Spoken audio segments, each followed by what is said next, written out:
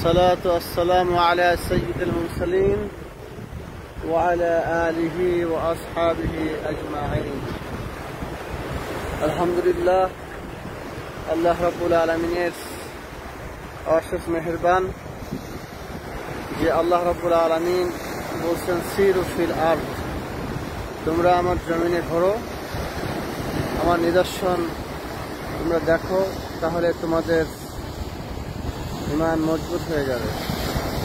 আমরা সেই লক্ষ্যে আল্লাহর সৃষ্টি দেখার জন্য আমরা লোহিত সাগরে চলে এসেছি। লোহিত সাগরে এসে আমরা দেখতে পেলাম যে সৌদি নৌবাহিনী বিশাল মহড়া দিচ্ছে।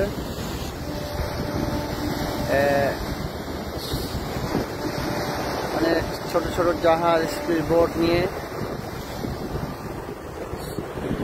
সৌদি নৌবাহিনী, আমরা মেরিন জাহাজ দেখতে পাচ্ছি যে লাল ধোঁয়া উঠতেছে, এই পানির নিচ দিয়ে চলতেছে মেরিন।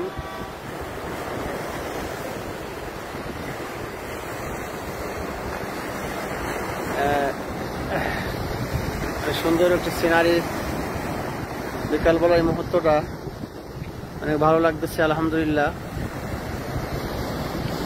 বিশাল সমুদ্র, লোহিত সাগর, যে সাগরটি পার হতে বিমানে লাগে 2.5 ঘন্টা।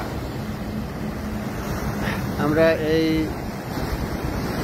সাগরটা দেখার জন্য আমরা একটা মাইক্রো গাড়িতে স্পেশালভাবে কিছু হাজি সাহেবদেরকে নিয়ে এসেছি। আগামীকাল মদিনায় চলে যাব ইনশাল্লাহ। এই জন্য আজকে তাড়াহুড়ো করে, আপনার দেখে খুশি হবেন আলহামদুলিল্লাহ। অনেক সুন্দর একটি সিনারি, মহড়া চলতেছে, খুব সুন্দর ঢেউ। আসলে আমাদের চিন্তা করা দরকার আল্লাহর সৃষ্টি সম্পর্কে। আল্লাহ রাব্বুল আলামিন পবিত্র কোরআনের ভিতরে ইরশাদ করেন, সিরু ফিল আরদ, তোমরা আমার জমিনের মধ্যে ঘোরো, ভ্রমণ করো, দেখো যে আমি কি সৃষ্টি করেছি।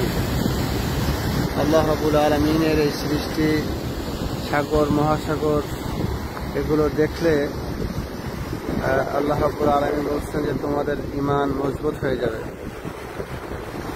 সেই জন্য ঈমান মজবুত হওয়ার, পাক্কা ঈমানদার, মুমিন, মুত্তাকিন হওয়ার একটি বিকল্প রাস্তা হচ্ছে আল্লাহ রাব্বুল আলামিনের সৃষ্টিগুলো দেখা, ঘোরা এবং চিন্তা করা। হাদিস শরীফে আছে, যদি কেউ এক মুহূর্তের জন্য আল্লাহ রাব্বুল আলামিনের সৃষ্টি সম্পর্কে চিন্তা করে, তাহলে আল্লাহ রাব্বুল আলামিন তার আমলনামায় 60 বছর নফল ইবাদত করার সওয়াব দান করবেন। আল্লাহ রাব্বুল আলামিন যেন আমাদের সকলকে আল্লাহর সৃষ্টি দেখার ব্যবস্থা করেন, আমরা যেন বেশি বেশি আল্লাহ নিয়ামত দেখতে পারি। আল্লাহ আমাদের তৌফিক দান করুন। তৌফিক ইল্লা বিল্লাহ। আসসালামু আলাইকুম ওয়া রাহমাতুল্লাহ।